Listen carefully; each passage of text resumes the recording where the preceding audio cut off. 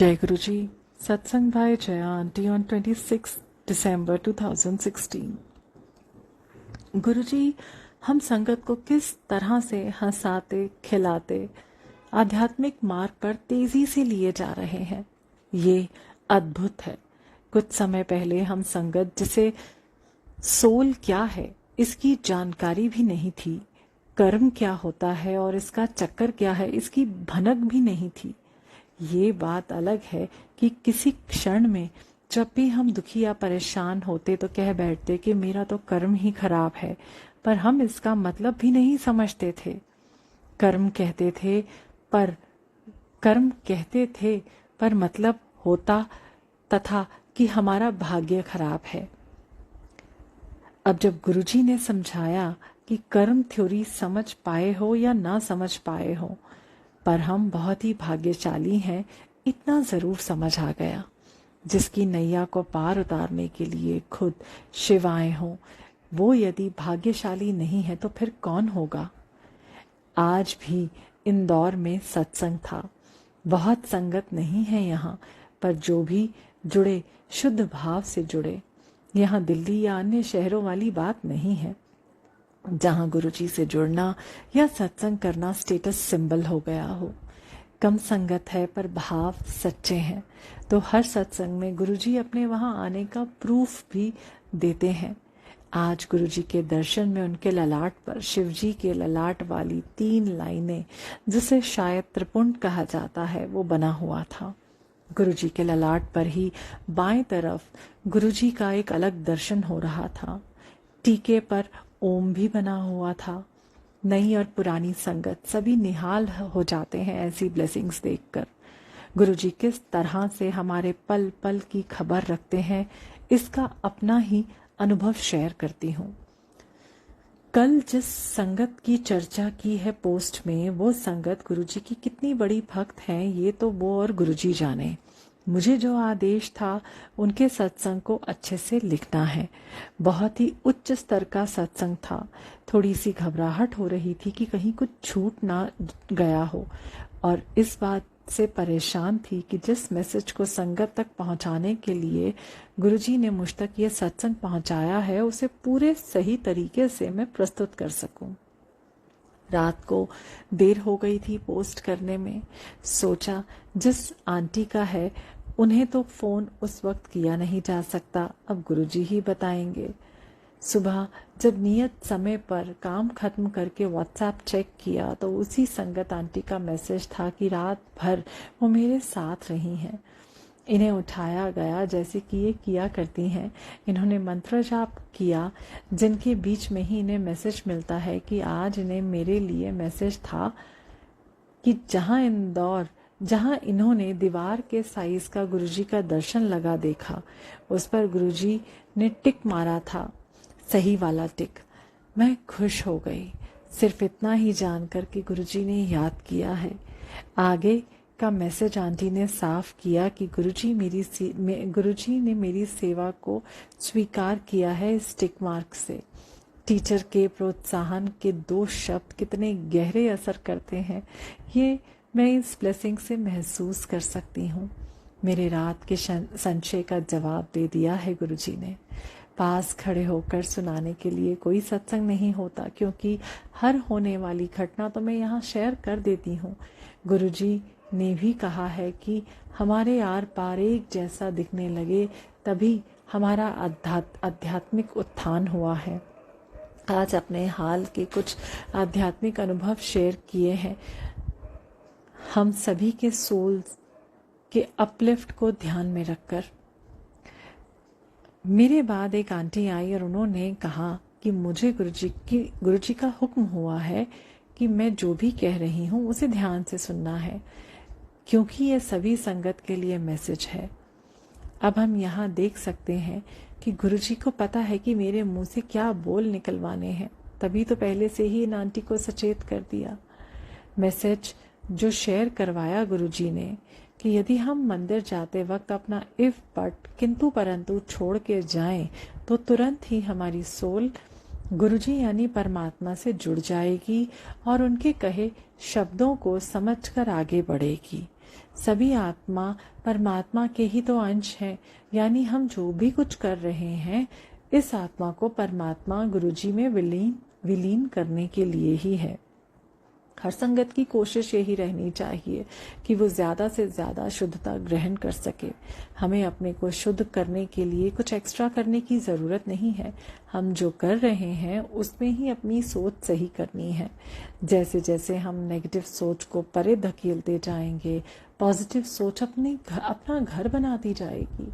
जब हम कोई मंत्र जाप भी करते हैं तो हमारी कोशिश होती है कि हम विचार शून्य हो जाएं।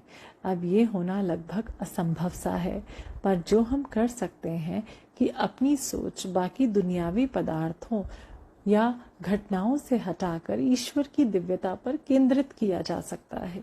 अब कम से कम हमने अपनी सोच से होने वाले नुकसान से तो बचा लिया खुद को। अब जैसे ही सोच ईश्वर की तरफ जाएगी, ईश्वर की कृपा होगी ही। जैसे कि मैंने बताया कि अपनी सारी कोशिश के बाद भी कहीं से ध्यान लगाना नहीं सीख पाई, पर गुरुजी है ना, अब हम ध्यान लगाकर भी गुरुजी के पास ही रहें। तो बहुत लोग ध्यान लगाए बिना ही इस कनेक्शन को एंजॉय करते हैं। मैं भी बिना ध्यान लगाने वालों की कैटेगरी में ही हूँ, पर गुरुजी की मेहर से कुछ ऐसी हो रही है कि बैठे बैठे गायब कर देते हैं। आध्यात्मिक भाषा में शायद इसे ही ध्यान कहा जाता होगा। क्योंकि खुद से करती नहीं तो इस ध्यान पर मेरा कंट्रोल भी नहीं है। जिस दिव्य शक्ति ने मुझे ध्यान में ले जाना शुरू किया है वही ख्याल रखती है कि मुझे कब वापस आना है। आज भी सत्संग के दौरान अचानक एक शब्द जो मुझे पसंद है पर मैं गायब हो गई, और जब उस शब्द के 2 वाक्य ही बाकी होंगे मेरी तंद्रा टूटी। ऐसे ही अनुभव कितने ही संगत के हो रहे हैं। सभी बड़े ही दिव्य कामों के लिए अपनी सेवा दे रही हैं। यहाँ सेवा देना कहना गलत होगा, क्योंकि हमसे सेवा ली जाती है। हमारी क्या औकात जो हम इसका 1% भी अपने बल पर कर सकते हों। सारी की सारी मेहर गुरुजी की ही है। अब ये जो अनुभव मुझे दिया गया है वो सिर्फ ये बताने के लिए है संगत को कि सभी उस स्तर को छू सकते हैं जहां आंटी या कोई और है। क्योंकि यात्रा तो यही है, जाना सबको ऐसे ही कोई राह पकड़कर ही है। देखने में ये रास्ते अलग अलग लग सकते हैं, पर मकसद सिर्फ शुद्धता हासिल करते जाना होगा। यदि इस राह में आगे बढ़ना है बिना रुके तो हमें वो याद रखना होगा जो गुरुजी ने मुझे अच्छी तरह से याद कराया है। बहुत से संगत के अचंभित करने वाले सत्संग आ रहे हैं जो उनके आध्यात्मिक स्तर में उनकी बढ़त ही बता रही हैं। इस तेजी से हम बढ़ रहे हैं, इसमें सिर्फ गुरुजी की अनुकंपा ही है और कुछ नहीं। यदि हम में अहम आ गया तो गए, यदि हम कर्ता के भाव से रहे तो भी गए, समझे। अब कर्ता वो है तो कर्ता उसे ही रहने देना। हमें एक आम आदमी की तरह ही इस दुनिया को दिखलाना है। आम आदमी की अपनी कहानी शेयर करती हूँ। ये शायद 4-5 साल पुरानी बात है। मेरे अंदर से आवाज आती रही कि मैं एक आम आदमी हूँ, मैं एक आम आदमी हूँ। मैंने खुद से कहा कि हाँ, मुझे मालूम है मैं एक आम आदमी हूँ, पर ये जुमले मेरे अंदर चलते रहते और मुझे सुनाई पड़ते रहे। मुझे बड़ा आश्चर्य होता कि मेरे जैसे साधारण इंसान क्या खास बनने वाला है जो ये डिवाइन संदेश आ रहा है। तभी केजरीवाल की आम आदमी पार्टी बनी। मुझे लगा शायद मुझे ये आम आदमी की पार्टी ज्वाइन करनी है, पर ऐसा करने के बाद भी वो आवाज आती रही। ये बंद हुआ मेरे रीबर्थ के साथ। अब जैसे जैसे दिन गुजरते जा रहे हैं गुरुजी मुझे बड़े ही लाड प्यार से बढ़ाते जा रहे हैं। जो घटनाएं हुई या हो रही हैं वो किसी इंसान की सोच से बन सकती हैं, पर यहाँ तो सब कुछ हकीकत का रंग ओढ़कर आता है और चला जाता है। यदि गुरुजी या सृष्टि ने मेरे अंदर ये नहीं भर दिया होता कि मैं आम हूँ तो पता नहीं मेरे अभिमान का गुब्बारा मुझे कब का धूल चटा रहा होता। अभिमान रखकर कभी भी आध्यात्मिक चढ़ाई नहीं चढ़ी जा सकती है। गुरुजी की संगत कितनी शक्तिशाली है इसका परिचय बीच बीच में देती रहती हूँ। जब गुरुजी किसी संगत पर मेहर करते हैं और उससे सेवा लेते हैं, जब भी लगे कि हमसे वो काम हो रहा है जिसकी हमारी क्षमता नहीं है, तब अपने को कहते रहे कि आम आदमी हूँ, यही हमें अहम से बचाएगा।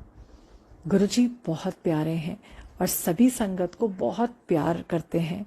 पूरे मृत्यु लोक में शांति और समृद्धि आए, यही हमारा लक्ष्य है।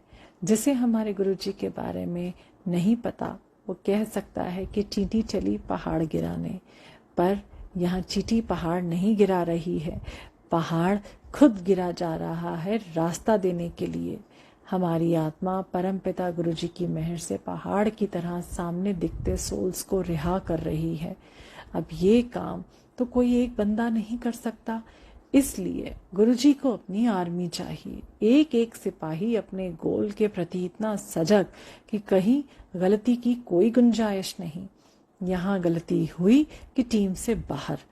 बस एक बात याद रखनी है हम सबको कि हमारे आगे बढ़ने की कोई सीमा नहीं है। कोई भी संगत किस जगह जाकर रुकेगी ये गुरुजी जानते हैं। उसके पहले हम अपनी सीमा ना बनाएं और चलते चलें। हर आत्मा शुद्ध है और वो परमात्मा से मिलने के काबिल है। बस शरीर पर लिपटी धूल को ही तो हटाना है।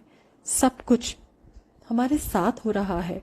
हम आध्यात्मिकता को इतने हल्के में ले रहे हैं, वो भी आध्यात्मिकता ही है।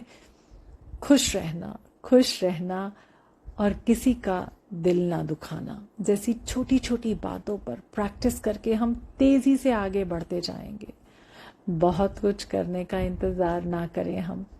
गुरुजी की मेहर से बड़ा कुछ कब हो जाए हम नहीं जानते, पर हम अपने गुरुजी को जानते हैं। जय गुरुजी।